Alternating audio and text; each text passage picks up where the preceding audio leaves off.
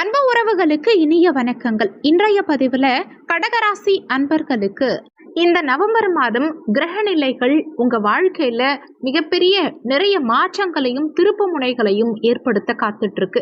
என்னென்ன மாற்றங்கள் உங்க வாழ்க்கையில ஏற்படுத்த போதுங்கிறத பாக்குறதுக்கு முன்னாடி கிரக நிலைகளின் சஞ்சாரங்களை தெரிஞ்சுக்கோங்க. இந்த மாதத்துல கடகராசியில குரு பகவான் உச்சபலம் பெற்ற நிலையில சஞ்சாரம் செய்யறார். சிம்மமனையில கேது பகவான் சஞ்சாரம் செய்யறார்.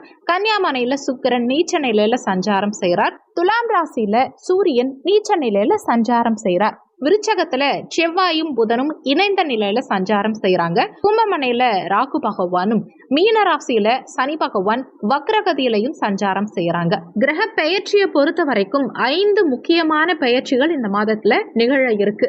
நவம்பர் 11ஆம் தேதி அன்னைக்கு குரு பகவான் வக்ரகதியில சஞ்சாரம் செய்ய ஆரம்பிக்கிறார். நவம்பர் 16ஆம் தேதியிலிருந்து சுக்கிரன் நீச்ச நிலையிலிருந்து பெயர்ச்சியாகி, அதாவது கன்னியா ராசியிலிருந்து துலாம் ராசிக்கு பெயர்ச்சியாகி இங்க ஆட்சியாவார். அதே மாதிரி நவம்பர் 16ஆம் தேதியிலிருந்து சூரியன் விருச்சக ராசியில சஞ்சாரம் செய்ய போறார்.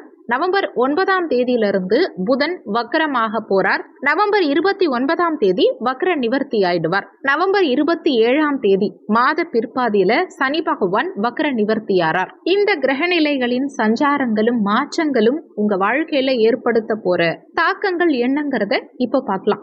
வீடியோவை பார்க்கறதுக்கு முன்னாடி நீங்க நம்ம சேனலுக்கு புதிய வியூவரா இருந்தா சப்ஸ்கிரைப் பட்டனையும் பக்கத்துல இருக்க ஆல் நோட்டிபிகேஷன் பெல் பட்டனையும் பிரஸ் பண்ணிக்கோங்க.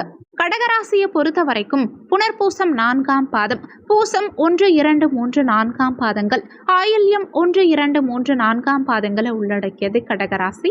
கடகராசிக்கு அதிபதி சந்திர பகவான். கடகராசி அன்பர்களுக்கு ஜன்மகுரு அதிகப்படியான மனக்குழப்பத்தை கொடுக்கும். யோசனைகள் அதிகமா இருக்கும்.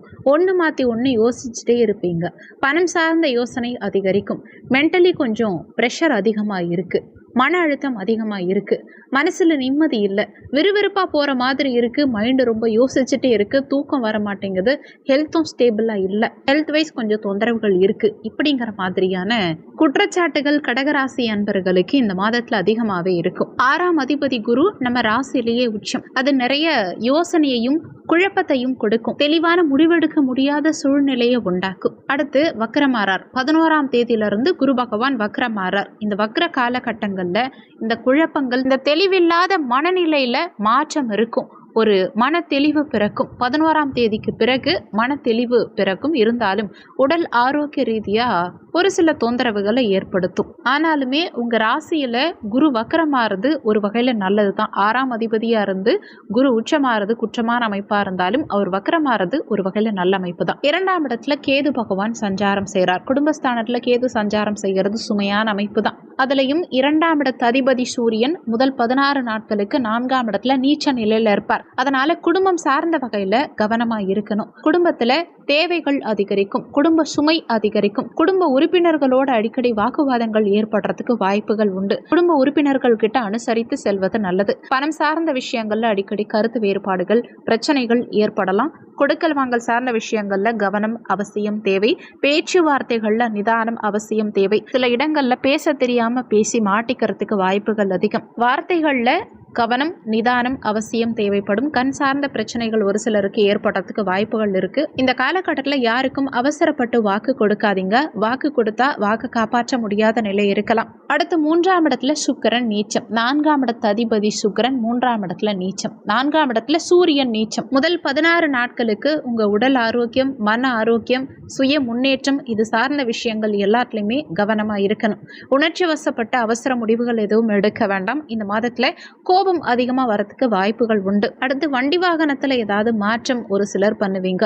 வண்டி வாகனம் சம்பந்தமான முதலீடுகள் சார்ந்த செலவுகள் அடிக்கடி பண்ணுவீங்க. தாயுடைய உடல் ஆரோக்கியத்துல ஒரு சில ஏற்ற இறக்கங்கள் இருக்கலாம். இந்த மாதத்துல தாயுடைய உடல் ஆரோக்கியம், மன ஆரோக்கியம், தாய் வழி உறவு சார்ந்த விஷயம் இது எல்லாத்துலயுமே கவனம் அவசியம் தேவை. மாணவ மாணவிகளுக்கும் கல்வி சார்ந்த வகையில ஒரு மாதிரி பிரஷரான சூழலை ஏற்படுத்தும். மாணவர்களுக்கு படிக்கிறதுனாலே டிப்ரெஷனுக்கு போயிடுவாங்க.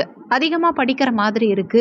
எப்படி படிச்சு முடிக்கிறதுன்னு தெரியல. டாஸ்க் எல்லாம் கொஞ்சம் டஃப்பா இருக்கு அப்படிங்கிற மாதிரியான நிலை இருக்கும். முதல் 16 நாட்களுக்கு மாணவ மாணவிகளுக்கு படிப்பு சார்ந்த விஷயம் கொஞ்சம் சுமாராக தான் இருக்கும். எதையும் பெருசா எடுத்துக்க வேண்டாம். ஓவரா கற்பனை பண்ணிக்க வேண்டாம். ரிலாக்ஸா படிக்க பாருங்க. மெடிடேஷன் பண்ணுங்க. குறிப்பா உங்க உடல் ஆரோக்கியத்துல கூடுதல் அக்கறை எடுத்துக்கோங்க.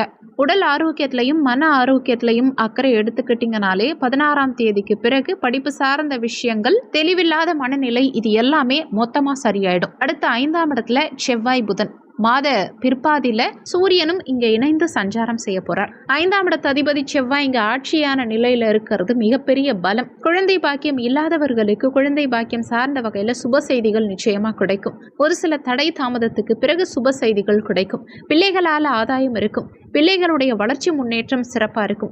பிள்ளைகளால உங்க பெயர், புகழ், மதிப்பு, மரியாதை, அங்கீகாரம் கூடும். பிள்ளைகளுக்கு சுபவிரய செலவுகள் இந்த மாதத்துல கண்டிப்பா இருக்கும். கல்வி சார்ந்த செலவுகள் இருக்கும். பிள்ளைகளுடைய வயதுக்கு ஏத்த மாதிரி சுப மாற்றம், சுப செலவுகள் இந்த மாதத்துல நிச்சயம் இருக்கும். அடுத்து பூர்வீக சொத்துல இருக்கக்கூடிய வில்லங்கம் பிரச்சனைகளுக்கெல்லாம் ஒரு தீர்வு கிடைக்கும். பூர்வீக சொத்தை அனுபவிப்பீங்க. ஒரு சிலர் பூர்வீக சொத்து வித்து வேற ஏதாவது மாற்றம் பண்றதுக்கு முயற்சி பண்ணுவீங்க. இந்த மாதத்துல குலதெய்வ வழிபாடு, குலதெய்வம் சார்ந்த வகையில ஏதாவது சுபவிரய செலவு இதெல்லாம் ஏற்படுறதுக்கு வாய்ப்புகள் உண்டு. ஒரு சிலர் குடும்பத்தோட குலதெய்வ கோவிலுக்கு போயிட்டு வருவீங்க. ஆனா 5ல செவ்வாய் இருக்கும்போது கோபத்தை சற்று கூடுதலாவே ஏற்படுத்தும். கோபமான உணர்வுகளை கொஞ்சம் தவிர்த்துக்கிறது இந்த காலகட்டத்தில் உங்களுக்கு சிறப்பு. திருமண முயற்சி எடுக்கிறவங்க இந்த மாதத்துல நிச்சயமா பாசிட்டிவான ரிசல்ட் எதிர்பார்க்கலாம். சுப செய்தி நிச்சயம் கிடைக்கும். குருவுடைய பார்வை 7ஆம் இடத்துக்கு கிடைக்குது. அதே மாதிரி 7ஆம் இடத்து அதிபதி சனியும் குருவுடைய பார்வையில வந்துருவார். அதனால திருமண முயற்சிகளை தாராளமா மேற்கொள்ளலாம். 5ஆம் அதிபதியும் ஆட்சியா இருக்க அமைப்புங்கிறதுனால இந்த மாதத்துல தாராளமா சுப செய்தி கிடைக்கும். அடுத்து திருமண வாழ்க்கையை பொறுத்த வரைக்கும் வாழ்க்கை துணை சார்ந்த வகையில இருந்த தடுமாற்றங்கள் எல்லாம் சரியாகும். வாழ்க்கை துணையால ஆதாயம் இருக்கும்.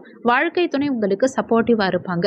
வாழ்க்கை துணையுடைய உடல் ஆரோக்கியத்துல ஏதாவது பிரச்சனை, தொந்தரவு இருந்தா அதெல்லாம் இப்ப சரியாகும். இருந்தாலுமே சிலருக்கு கருத்து வேறுபாடுகள் கணவன் மனைவிக்குள்ள ஏற்படுறதுக்கு வாய்ப்புகள் இருக்கிறதுனால வார்த்தைகள்ல நிதானத்தை கடைபிடிக்க பாருங்க. மற்றபடி பெரிய அளவுல பிரச்சனைகள் எதுவும் இருக்காது. தொழில், உத்தியோகம், பொருளாதாரத்தை பொறுத்த வரைக்கும் 10ஆம் இடத்து அதிபதி ஆட்சியா இருக்கார் பஞ்சமஸ்தானத்துல. தொழில், உத்தியோக ரீதியா ரொம்ப நாளா ஏதாவது மாற்றம் பண்ணணும்னு நினைச்சிட்டு இருக்கீங்கன்னா இந்த மாதத்துல தாராளமா அந்த மாற்றத்தை செய்யலாம். தொழில், உத்தியோகம் சார்ந்த வகையில நிறைய பாசிட்டிவான மாற்றங்கள் உண்டு. நிறைய பேருக்கு சம்பள உயர்வு, பதவி உயர்வு இதெல்லாம் கிடைக்கும். நீங்க வேலை செய்யற இடமா இருந்தாலும் சரி, தொழில் செய்யற இடமா இருந்தாலும் சரி, உங்களுக்கு கௌரவம் கிடைக்கும். உங்க முயற்சிகள், உங்க செயல்பாடுகள் எல்லாத்துக்கும் பாராட்டுகள் கிடைக்கும். மேலதிகாரிகளால் ஆதாயம் இருக்கும். இந்த மாதம் முற்பாதியை காட்டிலும் பிற்பாதி ரொம்ப சிறப்பாகவே இருக்கும். வேலை, உங்களுடைய பிசினஸ், இது எல்லாத்துலயுமே நல்ல வளர்ச்சி இருக்கும். தொழில், உத்தியோக நிமித்தமா நிறைய பயணங்கள் இந்த மாதத்துல மேற்கொள்வீங்க. அடிக்கடி டிராவல் பண்ணிக்கிட்டே இருக்க வேண்டிய சூழ்நிலை வரலாம். இருந்தாலும் பெரிய அளவுல குற்றமான நிலை எதுவும் இல்லை. தொழில், உத்தியோகம் இந்த மாதத்துல சிறப்பாகவே இருக்கு. தொழில், உத்தியோக ரீதியா ஆதாயம் இருக்கும். கடந்த காலகட்டத்தில் நஷ்டத்துல போயிட்டு இருந்த தொழில் கூட இப்ப ஆதாயகரமான, முன்னேற்றகரமான நிலையை நோக்கி நகரும். நிறைய பேருக்கு இன்வெஸ்ட்மெண்ட் சார்ந்த புதிய வாய்ப்புகள் எல்லாம் கிடைக்கும். ஒரு சிலர் புதிய பிசினஸ் ஸ்டார்ட் பண்ணலாமாங்கிற ஐடியாவுக்கு கூட போவீங்க. இந்த மாதத்துல சிறிய அளவுல தொழில் பண்றவங்க தாராளமா முயற்சி எடுக்கலாம். வெற்றி நிச்சயம் கிடைக்கும். பொருளாதாரத்தை பொறுத்த வரைக்கும் கடன் சார்ந்த விஷயங்கள்ல கொஞ்சம் நிதானம் அவசியம் தேவைப்படும். கடன் வாங்கணுங்கிற எண்ணம் ஒரு சிலருக்கு அதிகரிக்கும். கடன் வாங்க வேண்டிய சூழல் ஒரு சிலருக்கு ஏற்படும். பொருளாதார ரீதியா நெருக்கடி இருக்கலாம். அல்லது கொடுத்த கடன் கைக்கு கிடைக்கல, இந்த தேதிக்குள்ள கொடுக்கல, இந்த மாதிரியான கம்ப்ளைண்ட் இருக்கும். அதனால யாருக்கும் கடன் உதவியும் நீங்க செய்யக்கூடாது. அதிகமான கடனும் நீங்க வாங்கக்கூடாது. மற்றபடி பணம் சார்ந்த சிந்தனைகள் அதிகரிக்கும். பொருளாதார தேவைகள் அதிகரிக்கும்.